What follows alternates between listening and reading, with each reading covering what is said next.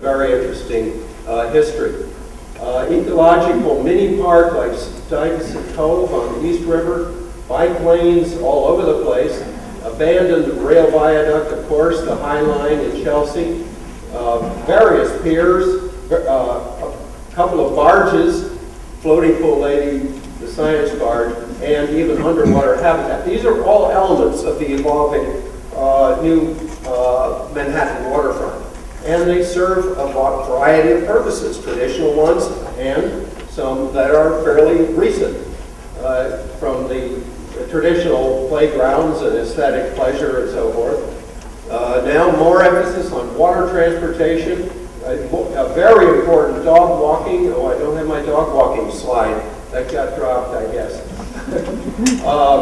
People watching ecological habitat restoration, environmental ed, history and sense of place, as with the old railroad here in Riverside Park South. This is actually the Riverbank State Park, 10 acres on top of the sewage treatment plant, which is almost invisible from the top, except for some rather futuristic chimneys or stacks coming out of it. But this is both an indoor and outdoor facility, wide range of activities, including raised bed gardens. It's truly a park for the 21st century. There's an artistic image of it that I took at the superintendent's office. And of course, Rob Perani's pride and joy, Governor's Island coming along. It isn't complete. It has barely started in terms of its latest design era, but there's a lot to be expected there. The South Street Seaport, which has been around now for some 30 years at least, is due for revisioning, perhaps some renovation. I'm told that it has a lot of problems of obsolescence and image that they have to address. Battery Park City, I found as a nouveau returning New Yorker, was very excited to discover this series of small parks down near the Battery, a result of the development of Battery Park City, of course, and privately financed through the Battery Park Conservancy. I won't go into all of the ins and outs of that battle, but many of you are familiar, I'm sure, with that history. And of course, its neighbor would have been the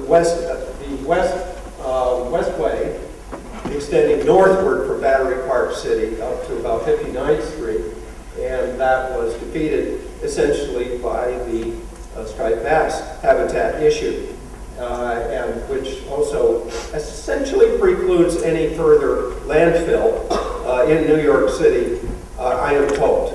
We'll see.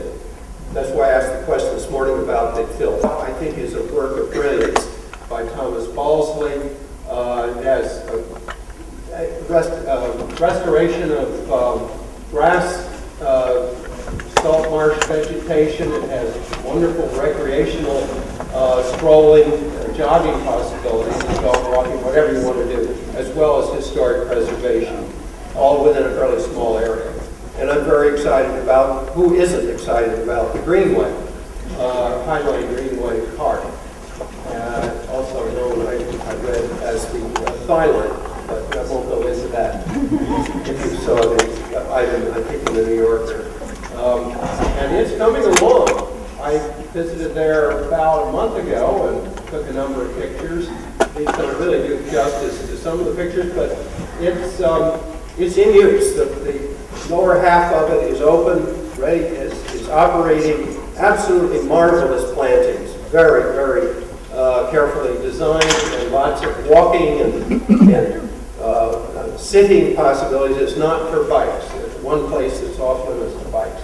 And Chelsea Piers, of course, is a purely commercial activity, but as explained by Ann Buttenweiser in her book, it was, and I think also by Philip Lopez, it was a very successful case of working through the regulatory morass that involves anything on the New York waterfront. So it's a model in itself, although I have not personally visited.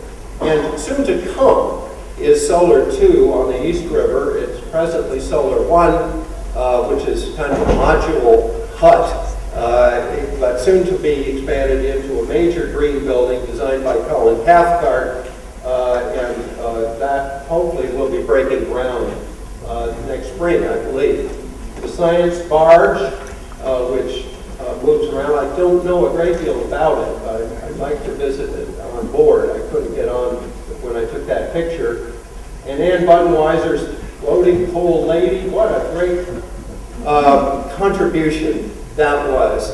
And the only problem with it is New York State won't allow the barge to stay in state waters year-round because it might darken the water below it, and that would corrupt the fish habitat or discourage fish from living underneath it. I'm serious. That's been the environmental debacle concerning the floating pool lady. But the whole point of the New York waterfront is to get people back to the waterfront. I grew up in Midtown, lower Midtown Manhattan near Guernsey Park. We never dreamed of going to either the East River or the Hudson River. Our only view of the harbor was maybe driving on the West Side Drive or the Staten Island Ferry. And today it is out there in many shapes and forms to be enjoyed. And more is on the way. Thank you.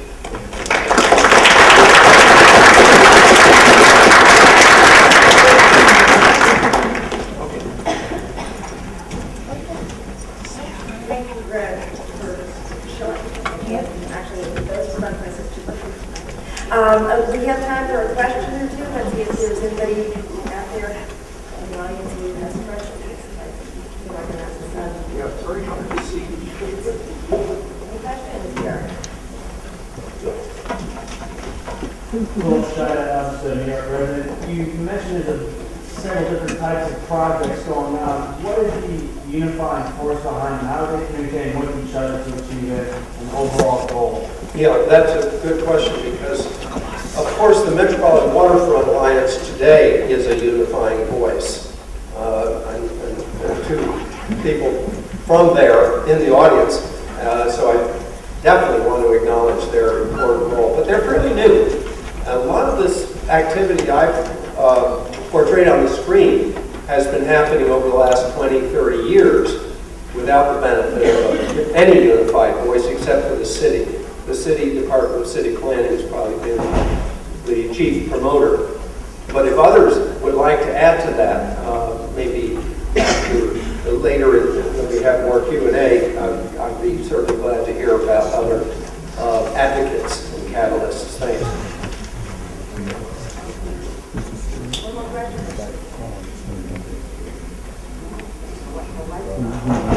I just wanted to mention the water pod also is a really interesting project. To which? The water pod is also in a barge, Oh, and it promotes permaculture. They have a Buckminster Solar Dome. They are doing a lot of lecture series over the summer. where is it located?